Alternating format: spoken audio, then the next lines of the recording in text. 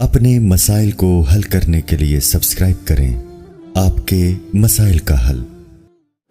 عبدالرشید صاحب راجستھان انڈیا سے پوچھتے ہیں، کیا نماز میں بسم اللہ پڑھنا واجب ہے؟ کیا بسم اللہ الرحمن الرحیم نماز کی پہلی رکعت میں پڑھی جائے گی یا ہر رکعت میں پڑھنا وہ لازم ہے؟ بھائی لازم کسی رکعت میں بھی نہیں ہے، سنت ہے، بہتر ہے جب پہلی رکعت میں آپ اللہ اکبر کہہ کے نیت باندھتے ہیں تو ثنا پڑھیں، ثنا کے بعد اعوذ باللہ من الشیطان الرجیم، پھر بسم اللہ الرحمن الرحیم، پھر سورہ فاتحہ پڑھیں۔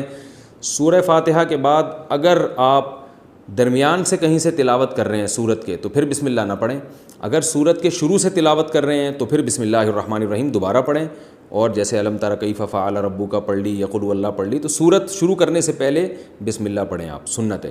پھر جب دوسری رکعت کے لیے آپ کھڑے ہوں گے تو پھر سورہ فاتحہ سے پہلے بسم اللہ، اور پھر جب سورہ فاتحہ پڑھ کے نئی سورت شروع کریں گے تو بسم اللہ۔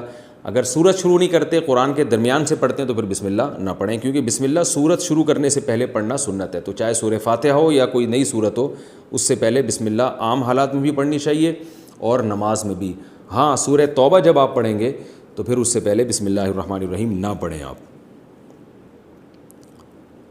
لیکن یہ واجب نہیں ہے، میں نے بتایا سنت ہے، چھوٹ جائے تو کوئی گناہ نہیں ہے۔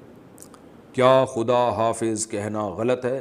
خدا حافظ کہنا کیسا ہے، اس کا جواب دینا کیسا ہے؟ محمد سلمان انڈیا سے۔ جائز ہے، اس میں کوئی حرج نہیں ہے۔ خدا حافظ کا مطلب فی امان اللہ، اللہ کی امان میں، تو خدا تمہارا حافظ ہو، کوئی حرج نہیں ہے اس میں، کہہ سکتے ہیں، اس کا جواب بھی دے سکتے ہیں، نہ دینا چاہیں تو بھی تو بھی ٹھیک ہے، دینا چاہیں تو بھی آپ کہہ دیں کہ اللہ تمہارا بھی حافظ ہونے کے مان ہو۔ دعا ہے بھائی، یہ دعا کے لیے کوئی ثبوت کی ضرورت نہیں ہوتی۔ بسم اللہ کی جگہ 786 لکھ سکتے ہیں کیا؟ حافظ ساجد انڈیا سے۔ 786 کا مطلب کیا ہے اور اسے لکھنا کیسا ہے؟ دیکھیں جو ہم بولتے ہیں نا، یہ علم اعداد کے ذریعے بھی زبان ہے ایک، تو وہ ہر عدد کا ایک لفظ کی وہ جو ہے نا ترجمانی کر رہا ہوتا ہے، تو جو علم اعداد کو جانتے ہیں کہ کس طرح سے کون سا لفظ لکھا جاتا ہے، تو وہ بتاتے ہیں کہ 786 یہ بسم اللہ کا ترجمہ ہے گویا کہ، یعنی بسم اللہ کو 786 بھی ریاضی کی زبان میں لکھا جاتا ہے، تو اس لیے اگر کسی نے لکھ لیا تو گناہ نہیں ہے، لیکن یہ عمل ہے خلاف سنت، اس لیے کہ قرآن و سنت نے جو ہمیں رسم الخط بتایا ہے اس رسم الخط کو چینج نہیں کیا جا سکتا۔ جیسے بسم اللہ جب لکھنی ہے تو بیم، جیسے اس کی مثال ایسے جیسے آپ رومن میں بسم اللہ لکھ رہے ہوں تو آپ نے وہ عربی رسم تو چینج کر دیا نا، تو اس لیے یہ عمل بہرحال خلاف سنت ہے۔ تو اللہ کا نام لیں پورا تمیز سے، بسم اللہ الرحمن الرحیم۔ آپ صلی اللہ علیہ وسلم جتنے بادشاہوں کو خط لکھتے تھے بسم اللہ لکھتے تھے۔ حضرت سلیمان علیہ السلام نے ملکہ سبا کو خط لکھا تو اس میں کیا لکھا؟ انہ من سلیمان وانہ بسم اللہ الرحمن الرحیم۔ ملکہ سبا خط پڑھ کے بتا رہی ہے کہ اس میں لکھا ہوا ہے بسم اللہ الرحمن الرحیم۔ تو جن الفاظ کے ساتھ قرآن نے بیان کیا بسم اللہ کو، حدیث نے بیان کیا، آپ اسی الفاظ کے ساتھ لکھیں، یہ فضیلت جبھی حاصل ہوگی۔ بعض لوگ یہ کہتے ہیں کہ جی وہ بے ادبی بھی تو ہو سکتی ہے، اخبار وہ کاغذ پہ نیچے بھی تو اللہ کا نام گر سکتا ہے، تو دیکھیں یہ کام تو نبی بھی سوچ سکتے تھے۔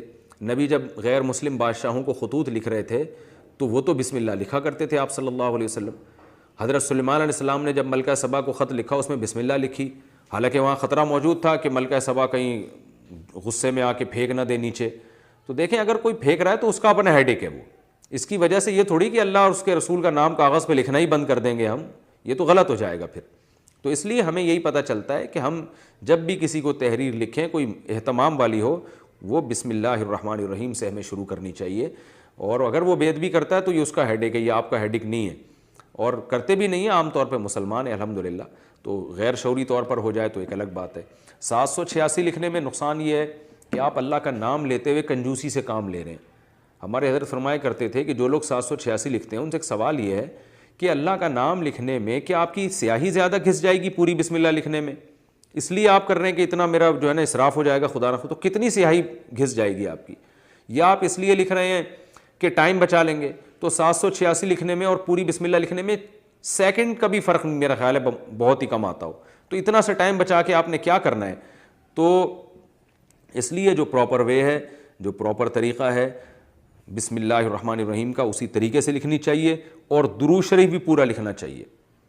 جب ہم نبی کا نام لکھتے ہیں تو بعض لوگ صرف اوپر چھوٹا سا سواد ڈال دیتے ہیں، یہ بھی غلط ہے بھائی۔ آپ کیوں کنجوسی سے کام لے رہے ہیں؟ کہ آپ اپنا ٹائم بچا رہے ہیں، تو نبی کے درود پڑھنے میں جو ٹائم خرچ ہوگا وہ تو قیمتی بن جائے گا، نبی کا درود لکھنے میں جو ٹائم خرچ ہوگا وہ تو قیمتی بن جائے گا۔ تو نہ اس سے ٹائم بچ رہا ہے، نہ آپ کے قلم کی سیاہی بچ رہی ہے. کتنی بچا لیں گے سیاہی؟ کیا کرنا ہے آپ نے؟ کیا اس سے بزنس کرنا ہے؟ جو پین میں آپ کے تھوڑی سی بال پین میں تھوڑی سی سیاہی بچ جائے گی تو کیا اس کو بیچنا ہے آپ نے مارکیٹ میں؟ تو خام خواہ کی ایک چیز ہے. تو جو پراپر وے ہے درود شریف لکھنے کا صلی اللہ علیہ وسلم، یہ پورا بولا بھی پورا کریں اور لکھا بھی پورا کریں. بولنے سے یاد آیا، بولتے بھی لوگ ادھورا ہیں.